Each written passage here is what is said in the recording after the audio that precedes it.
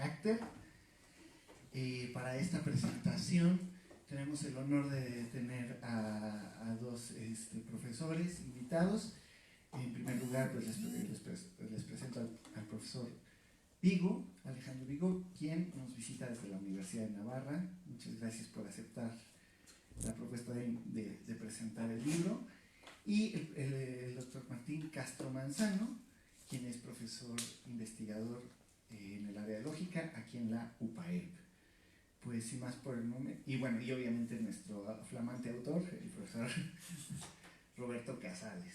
Y entonces pues vamos a darles espacio para que ellos hagan sus comentarios y nos inviten a conocer el contenido del libro de Roberto Casales.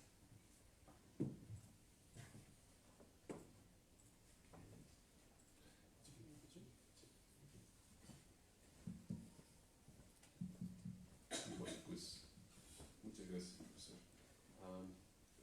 Buenas tardes a todos. Yo quisiera empezar agradeciendo al profesor Casales por la oportunidad de comentar su libro, porque aunque yo no me dedico a Kant y no conozco mucho de su obra, o por lo menos no conozco tanto como el profesor Casales, tengo cierto tipo de inclinación por la filosofía kantiana, y en particular porque como la lectura de este libro me lo ha dejado claro, por una mala lectura de la filosofía kantiana. Yo tenía una lectura más formalista de Kant, una lectura más bien procedimental al estilo de John Rawls. Pero cuando empecé a leer la obra del profesor, justo en la introducción comprendí los errores de mi lectura. Es decir, comprendí que yo estaba cayendo en uno de los, vamos a decir así, mitos que hay alrededor de las exposiciones típicas que se hacen de la filosofía práctica de Kant. Uno de los cuales es la lectura meramente formalista del imperativo categórico. Entonces eso me llamó mucho la atención porque me retó mucho a para reconsiderar mis creencias con respecto a lo que yo creía saber sobre Kant. Entonces, en ese sentido, yo creo que también podría retar a otras personas, porque me parece que esta imagen de que Kant ofrece una ética meramente formalista es una suposición típica. Me parece que la mayoría de manuales lo asumen, y me parece que cuando somos estudiantes muchos profesores nos dicen eso. Entonces, en ese sentido me parece que la obra es desmitificadora, o sea, nos quita un poco sobre mitos. Y hay otros dos mitos que también comenta el profesor, pero ese es quizá el que más me llevó a mí por mi cercanía con la lectura kantiana a partir de John Rawls. Entonces, dicho eso, pues empecé a leer la obra y intrigado por saber que yo tenía este tipo de lectura. Y cuando empecé a leer el primer capítulo, dije, aquí hay algo muy malo, hay algo muy malo. Y lo malo está en el título, porque la obra del profesor, porque el profesor es muy modesto, y dice que es una introducción a la filosofía práctica de Kant, pero lo dice el profesor porque es una persona modesta. No quiere decir que en realidad esto es como un estudio propio y completo o más entero de la filosofía práctica de Kant, porque no es una introducción en el sentido de que sea una lectura como simple y típica, porque si fuera una introducción seguramente estaría yo leyendo lo que siempre leo en otros lugares. Pero la lectura que hace el profesor de Kant, la interpretación que hace, la revisión de los argumentos, las respuestas a las objeciones, a mí me parece que van más allá de una introducción, ¿no? ¿Y por qué digo eso? Porque la hilación que hace el profesor Casales entre las dos obras que revisa aquí, para hilar justamente el concepto de imperativo con el concepto de carácter, va más allá de lo que sería una mera introducción. una cosa ya más original. El profesor Casals me parece que aquí lleva a cabo una empresa que es en efecto más que introductoria, porque deja ver una apropiación de la obra de Kant que solo se logra a través de la revisión extensa, detallada y calmada de las obras de Kant. Me parece que el profesor Casals hace algo más que introductorio, ¿no? Y en particular, habiendo dicho esto, yo quería comentar cómo el profesor, después de hacer esta hilación entre imperativo categórico y carácter, nos ofrece justo una respuesta que a mi modo de ver también es innovadora. Porque usualmente cuando pensamos en la filosofía práctica kantiana y pensamos en una filosofía que es formal, pocas veces pensamos en la importancia que puede tener, por ejemplo, el desarrollo del carácter o el desarrollo de consideraciones antropológicas o incluso psicológicas. Por eso, porque tenemos esta lectura como más formalista de Kant. Entonces a mí me llama mucho la atención porque, aunque el profesor no lo estipula de esa manera, se deja ver que la obra de Kant como un continuo no solamente tiene el carácter a priori, sino que toma en cuenta incluso elementos que podríamos llamar psicológicos. Y es súper interesante, en mi opinión, porque hasta parece un poco como si estuviéramos viendo un poquito de Piaget antes de Piaget, en el sentido de que parece que hay una aproximación a la psicología de las personas y cómo la psicología no puede estar, digamos, desligada de la ética, o mejor, cómo la ética y sus normas o sus argumentos no pueden estar desligados de la psicología. Entonces, por ejemplo, otra cosa que me llamó mucho la atención, y es uno de los argumentos que está en el fondo en la obra del profesor Casals, es que suena como un despropósito pensar que la filosofía práctica de Kant es meramente formal, porque dice el profesor Casals, dice, no, pero es que cómo puede ser puramente formal y ser práctica al mismo tiempo. Si es puramente formal, ¿qué tiene que ver con la praxis, no? Entonces quiere decir que seguramente en nuestras lecturas formalistas de Kant les falta algo, y eso que les falta tiene que ver justamente con la praxis, porque finalmente es filosofía práctica, no es filosofía teórica. ¿Y qué podría ser eso? Bueno, una respuesta plausible es la importancia del carácter. Y cuando hace la revisión del carácter y la metafísica de las costumbres, me parece que el profesor da en el blanco para ofrecer una reinterpretación de Kant, no en términos meramente formalistas, sino incluso en términos de lo que podríamos llamar éticas de la virtud, lo cual a mí me parece que es también una interpretación nueva de Kant, porque igual pocas veces pensamos en Kant y pocas veces pensamos que Kant tiene algo que ver con la ética de la virtud, ¿no?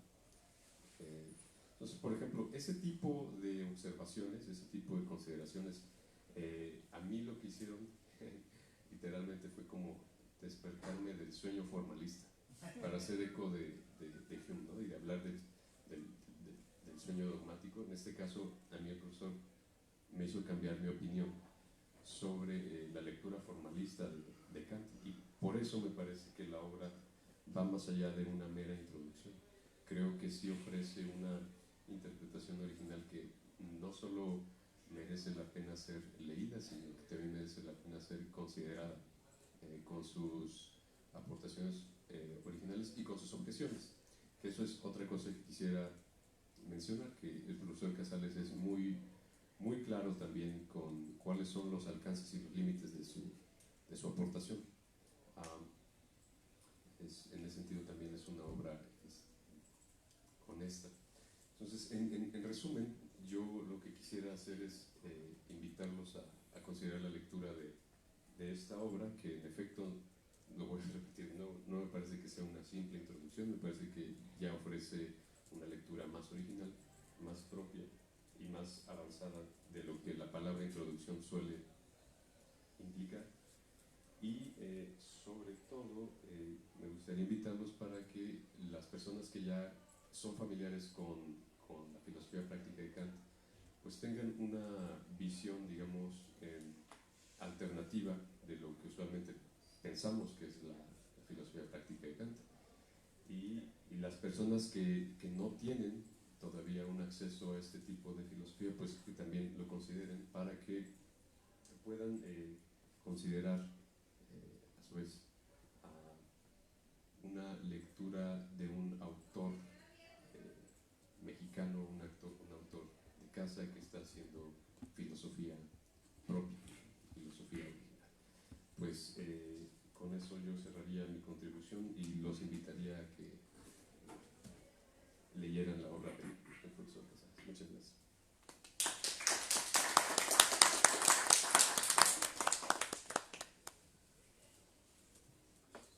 Bueno, muchísimas gracias. Yo me quiero unir a esta presentación. Primero quiero agradecer la oportunidad de participar en esta presentación de este libro de mi colega y amigo Roberto Casales. Es un gran gusto poder compartir con ustedes la alegría por este logro. Es un logro verdadero. Sí, perdón. Bueno, y tanto más porque se trata de una obra realmente valiosa, que es un aporte genuino al estudio de la filosofía práctica de Kant en el ámbito de nuestra lengua, donde la recepción de Kant, o de esta parte importantísima del pensamiento de Kant, que es la filosofía práctica, ha tenido a lo largo de muchas décadas una gran dosis de poca fortuna. Porque habitualmente fue una recepción completamente unilateral, sesgada y sobre todo muy alejada de la base textual disponible. La desgracia de la recepción del Kant práctico en lengua española duró décadas. Y bueno, es una desgracia modesta porque no se viene al mundo abajo, pero sí que hemos producido generaciones de gente que tiene una idea completamente equivocada de la filosofía práctica de Kant. Bueno, esto es una desgracia pedagógica al menos, ¿no? Es cierto que las cosas siguen funcionando, pero la filosofía, digamos, la enseñanza de la filosofía aquí incurrido en una dejación de responsabilidad de cotejar lo que se estaba diciendo con lo que es la fuente básica, que es impresionante que pueda mantenerse en el tiempo tanto en el tiempo. Roberto parte de un diagnóstico general que yo comparto plenamente, porque además he escrito en ese sentido en muchas ocasiones, y es un diagnóstico obvio. Es curioso que lo obvio parezca revolucionario, ¿no? Pero bueno, contextualmente es revolucionario, no en sí mismo, ¿no? Que es que la filosofía práctica de Kant, y en particular la ética kantiana, no puede ser reducida a la problemática vinculada con la fundamentación de la moralidad. Dicho de otro modo, no se agota en la tematización del principio a priorístico de carácter, este sí, puramente formal, que se conoce con el nombre del imperativo categórico. Aunque pueda parecer obvio, hace falta recalcar una y otra vez hasta que se entienda, me temo, que la ética kantiana no se reduce al tratamiento del principio formal por referencia al cual Kant pretende fundamentar la moralidad. La ética kantiana en su aspecto material, es decir, como una doctrina ética determinada y dotada de un contenido propio, se encuentra desarrollada en la doctrina de la virtud, y no en las obras dedicadas al problema de la fundamentación de la moralidad, la Grundlegung y la crítica de la razón y la crítica del práctico. O sea, es simplemente una error categoría buscar ahí la ética de Kant. La ética de Kant está en la doctrina de la virtud. De ahí de lo que se trata en la Grundlegung y en la crítica de la razón práctica es de la fundamentación de la moralidad, no de la ética en su conjunto, ¿no? De la fundamentación. El desgraciado influjo de Max Scheler, mejor dicho, del Max Scheler converso y enemigo del formalismo kantiano, con su obra de 1913, Der Formalismus in der Ethik und die materielle Wertethik, tuvo aquí un papel muy relevante en el mundo de habla hispana. No digo que Max Scheler sea una desgracia, digo que el influjo del Scheler apóstata del kantismo tuvo una desgracia en la recepción de Kant en lengua española, ¿no? Que se me entienda bien, ¿no? La ética material de los valores de Scheler y Hartmann impactó fuertemente a partir de los años 40, yo fui testigo de eso en mi época de estudiante, en el mundo de habla hispana. Y también, sobre todo, en el caso de Scheler, en el pensamiento de inspiración católica, al punto de que el Kant supuestamente formalista llegó a ser visto con gran frecuencia como el gran enemigo del pensamiento ético tradicional. Un disparate y una tragedia, modesta, pero tragedia al fin, si se piensa que Kant es el gran aliado moderno de una ética fuerte, de corte no instrumentalista, y que el verdadero enemigo aquí es el consecuencialismo utilitarista, no Kant para una ética tradicional. Si no habíamos logrado pelearnos con Kant, desde el pensamiento de las virtudes, etc. Paradojas de la recepción, ¿no? También la interpretación cuasi utilitarista de Kant, filológicamente disparatada, pero altamente influyente y llevada a cabo por John Rawls, contribuyó decisivamente, sobre todo en el ámbito de la filosofía jurídica y la filosofía política, a afianzar la errónea visión de Kant como un aliado del constructivismo utilitarista contemporáneo. La gran discípula de John Rawls ha superado eso, que es Christine Korsgaard, ¿no? El Kant de Korsgaard, que por algo Korsgaard no se mete nunca en filosofía política, o no se metía hasta hace un tiempo. Ahora hace filosofía política, pero con el tema de los animales, etc. Pero no ha hecho teoría de la justicia, eso porque ha hecho un Kant que es muchísimo más amigable y mucho más cercano a la tradición aristotélica del que su maestro Rawls presenta. Este trasfondo, o sea, la convergencia de ética material de los valores en sede católica Scheller, condena del supuesto formalismo, y constructivismo rawlsiano, este trasfondo explica la necesidad de recuperar, sobre todo en el ámbito de nuestra lengua, una visión integral de la filosofía práctica kantiana, que la libere de indebidas mutilaciones y que permita apreciar su verdadero alcance. Entre otras cosas también porque la crítica, si pretende ser honesta y verdaderamente eficaz allí donde haga falta, debe dirigirse siempre contra la mejor versión posible de una teoría, y no contra una caricatura completamente desperfilada. Esto es lo que prescribe el que Donald Davidson llama el principio de calidad en la interpretación. O sea, lo primero que hay que hacer a la hora de interpretar es tratar de darle razón al autor, no para perdonarle la vida, sino para construir la mejor versión posible de la teoría, porque ese es el modo también de encontrar los verdaderos lugares donde la crítica hace sentido. La crítica prima facie sobre la base de una caricatura es tan fácil de desmontar como la caricatura. Y sin embargo se ocurre una y otra vez en presentar a un autor caricaturizado para luego desmontarlo, pero la crítica con la que se lo desmonta es tan fácilmente desmontable más que la caricatura desmontada. En cambio, una reconstrucción integral, consistente, etc., permite ver dónde están los límites, efectivamente, de un enfoque y dónde puede incidir la crítica o qué es lo que hay que criticar. Aquí se inscribe el aporte de obras como la de Roberto, que se une en los últimos tiempos a trabajos de autores como Dulce María Granja, Vicente de Haro, Ana Marta González, José María Torralba, Luis Plasencia, Nura Sánchez Madrid, Alba Jiménez y otros, que transitan por esta misma vía de la recuperación integral del genuino Kant práctico. Aquí hay, por suerte, una playa de autores de lengua española que están haciendo esta tarea. Roberto forma parte, en sede destacada, de esos autores. Más concretamente, el trabajo de Roberto se sitúa en las cercanías de autores como Nuria Sánchez Madrid, que buscan sobre todo restablecer de modo adecuado, subrayado, la conexión entre ética y antropología en el marco del pensamiento kantiano. Digo del modo adecuado porque naturalmente no se trata aquí de alinear indebidamente a Kant con un modelo explicativo que se ha convertido insólitamente en parte del actual sentido común filosófico, sobre todo en sede de instituciones de inspiración católica. A saber, el modelo explicativo según el cual la ética se fundaría en la antropología. Eso parece tradicional. Estamos llenos de instituciones católicas que dicen primero hay que estudiar antropología para luego estudiar la ética. Y eso forma parte de los currícula. Tomás de Aquino no hizo eso. Aristóteles no hizo eso. Kant tampoco. ¿De dónde procede eso? ¿De dónde procede la antropología filosófica? Es un producto del neocantismo del siglo XIX. Sin embargo, pensamos que es tradicional partir de la antropología para explicar la ética. Misterios de la recepción, ¿no? Este modelo de fundamentación, que no se encuentra de esa forma en ningún autor clásico que yo conozca, es, él sí, una herencia filosófica neocantiana de fin del siglo XIX y comienzo del siglo XX. Perdón por lo incorrecto que soy, pero estoy viejo, la vejez da cierta libertad.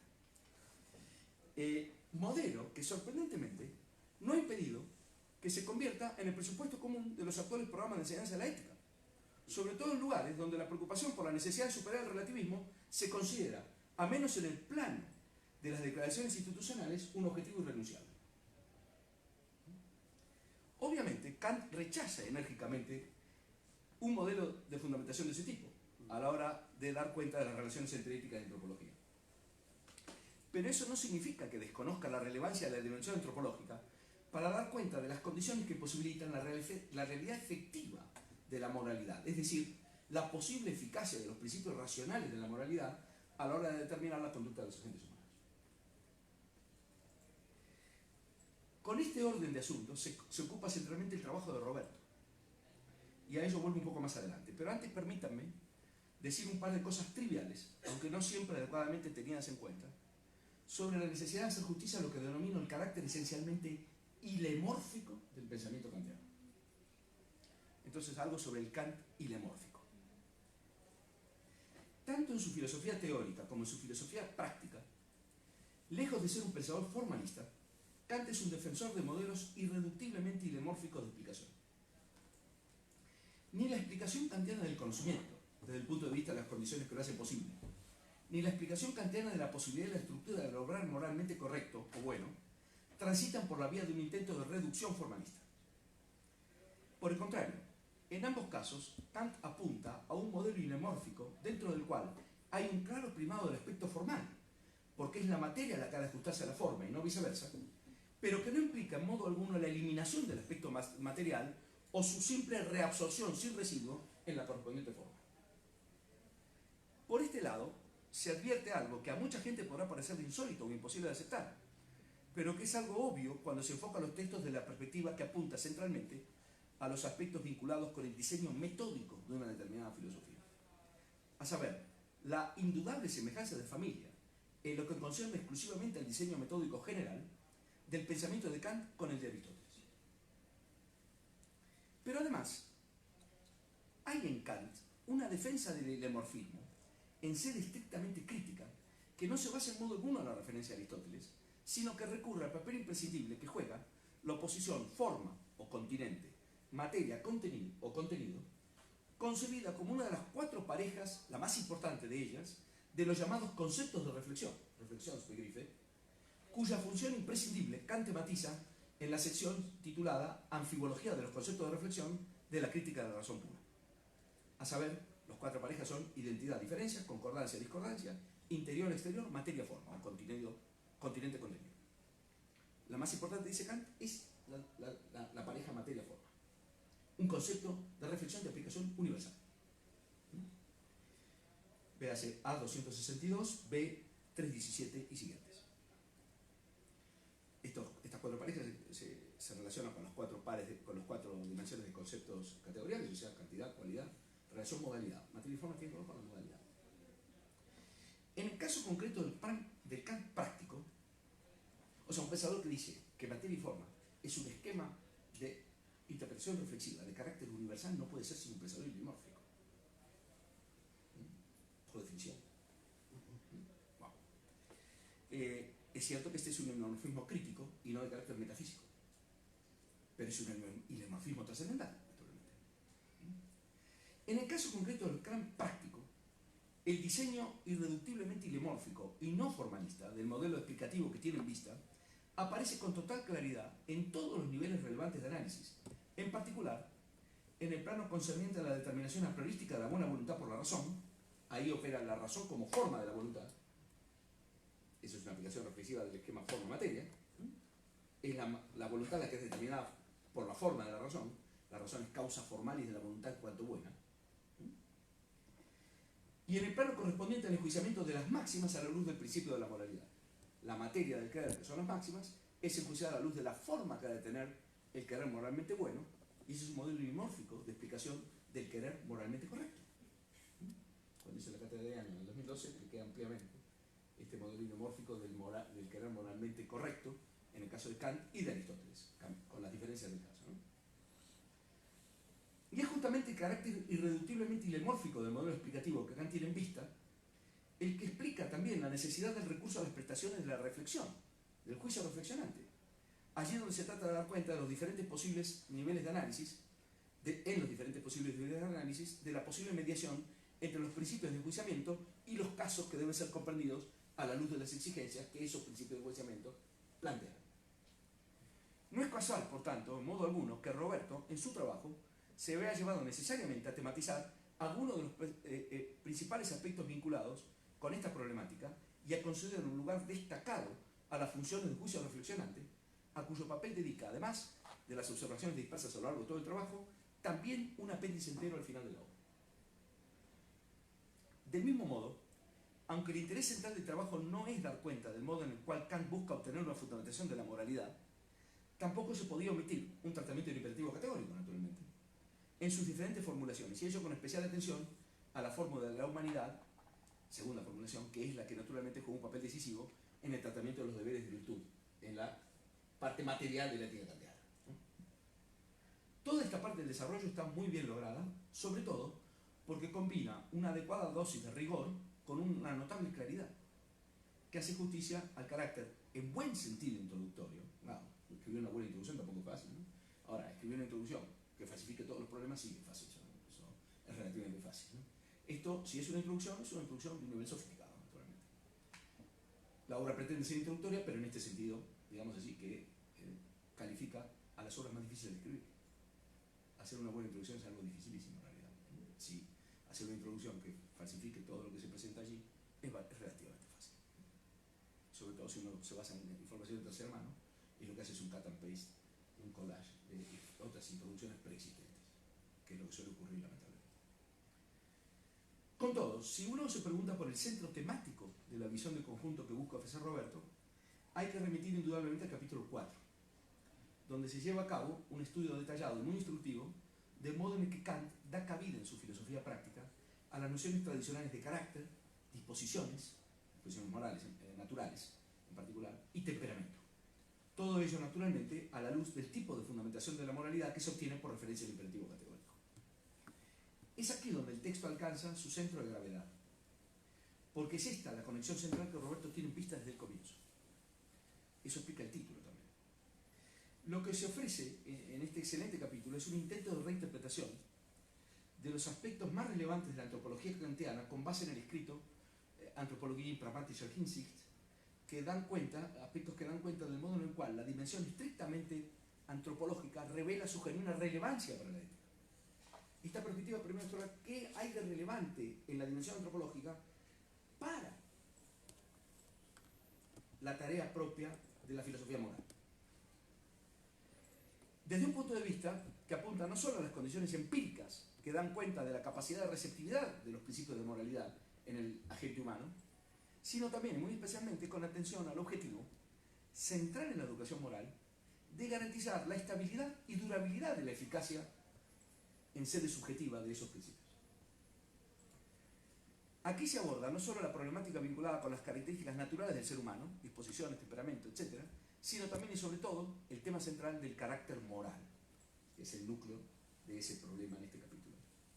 Es decir, el asunto vinculado con la cualidad intrínseca del agente como agente moral, ¿no es cierto? Como agente personal.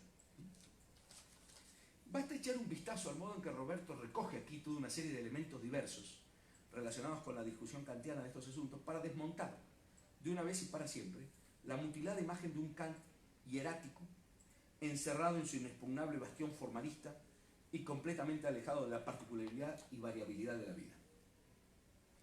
Nada más lejano de la verdad. Se ve aquí en todo su esplendor a ese Kant curioso, imaginativo, que deslumbra con observaciones agudas y también sorprende a veces con opiniones idiosincráticas e inesperadas. Porque es una mezcolanza de cosas, ¿no?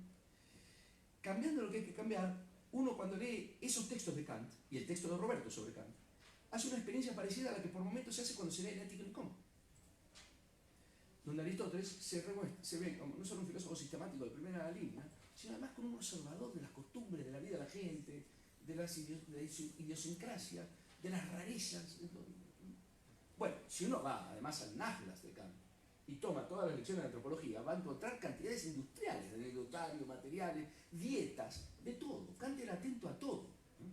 Kant era una persona de una curiosidad insaciable. Eso se reunía todo el mundo a almorzar con la gente y le hacía contar de dónde viene usted, qué se ve por ahí, qué hace la gente, cómo se viste, todo.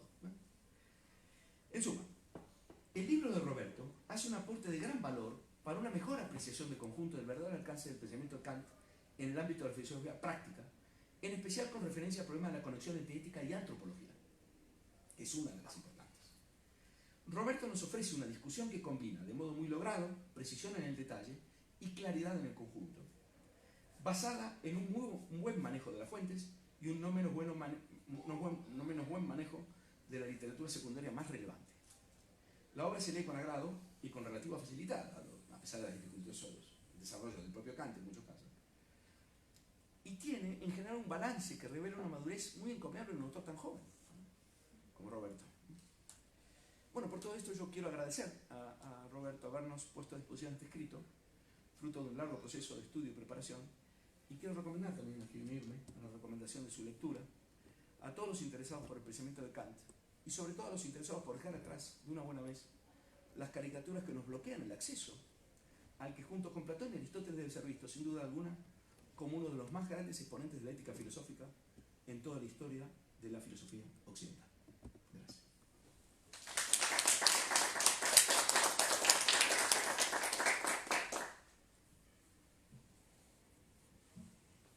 Bueno, ¿qué les puedo decir del libro después de las palabras de Martín y de Alejandro? Pues primero que nada agradecerles que al menos puedo decir que este libro se ha leído por 2 personas y eso ya es bastante para mí. No sé si todo lo que he escrito lo ha leído alguien más, pero al menos de este puedo decir que hay 2 personas que lo han leído.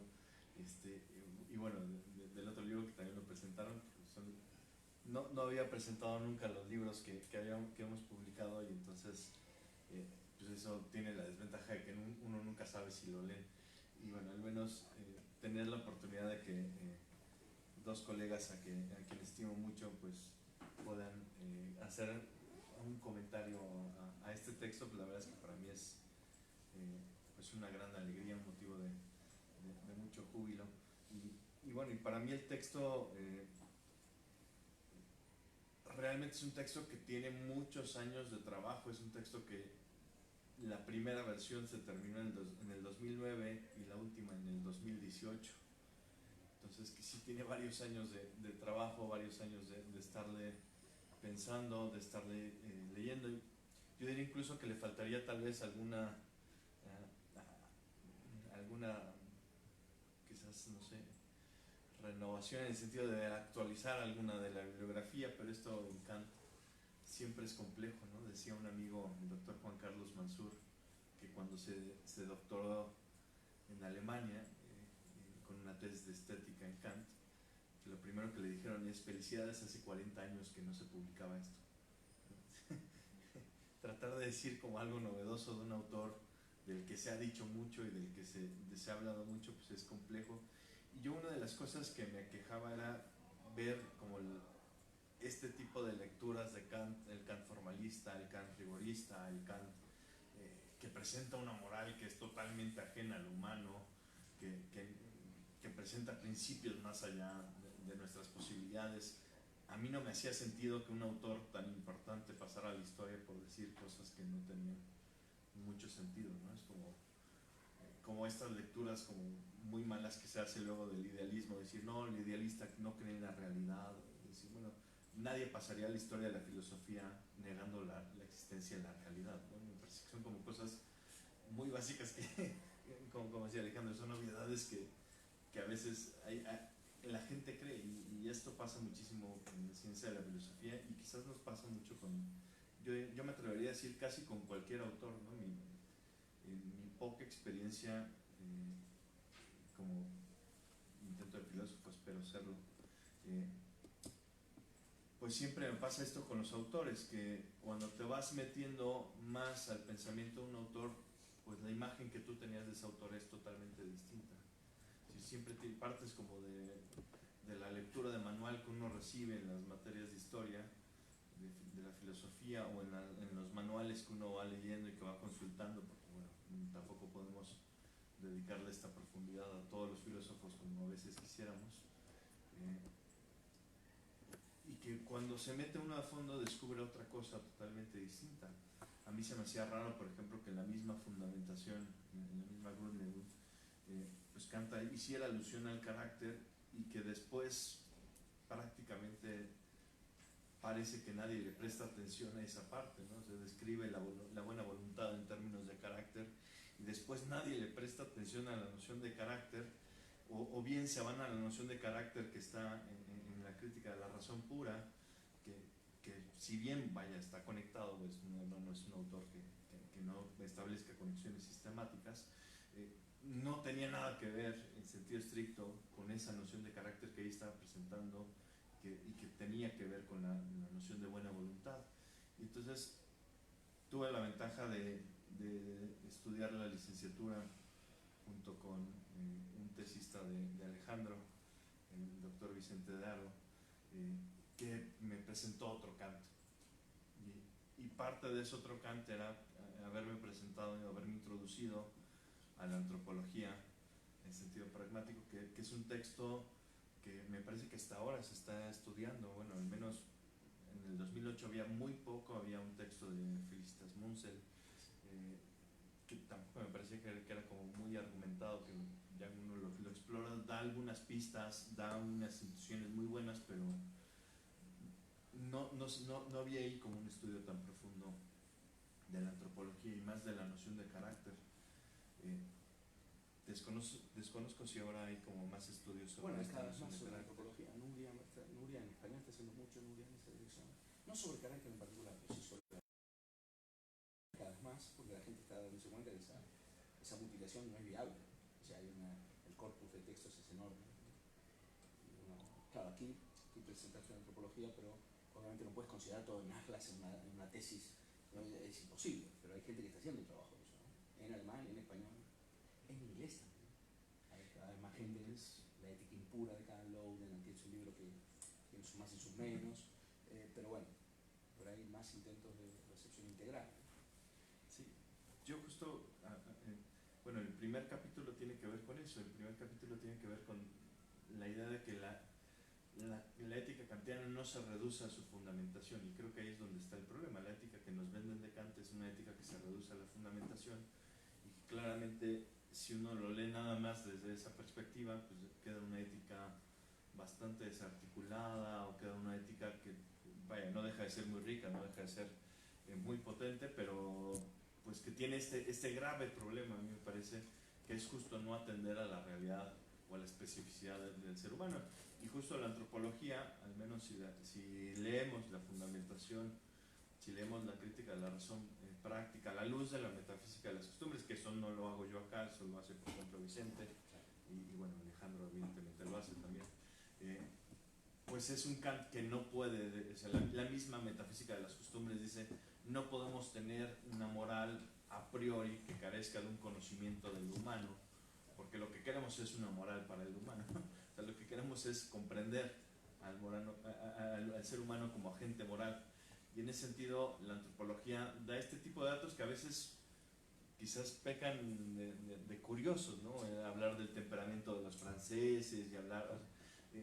a lo mejor este tipo de tipologías pueden ser hoy en día quizás no tan rigurosas o no tan científicas, pero me parece que es muy interesante cómo Kant mismo se da cuenta que necesita, o sea, de esa fundamentación a priori necesita volver a la circunstancia concreta, y me parece que sí, que por ejemplo una de las cosas que yo respeté mucho de la lectura de Alejandro es esta relación que se puede establecer en la teoría de la acción entre Kant y Aristóteles, donde el mismo Kant en la noción de máxima no puedes prescindir de la circunstancia concreta en la que se encuentra el individuo, y que aquí claramente es fundamental la noción de juicio reflexionante, ¿no? Una cosa que el otro día platicábamos con el doctor Lasaga, que el doctor Lasaga decía que una de las cosas que Arendt menciona en sus conferencias políticas sobre Kant es que Kant tendríamos que releer a Kant desde el juicio reflexionante, y me parece que esa es una cosa bastante, es una tesis de Arendt que quizás nos faltó como prestarle atención desde mucho tiempo. Bueno, el doctor ya lo hacía, pero Timerman también tiene esta línea. Wolfgang Wieland.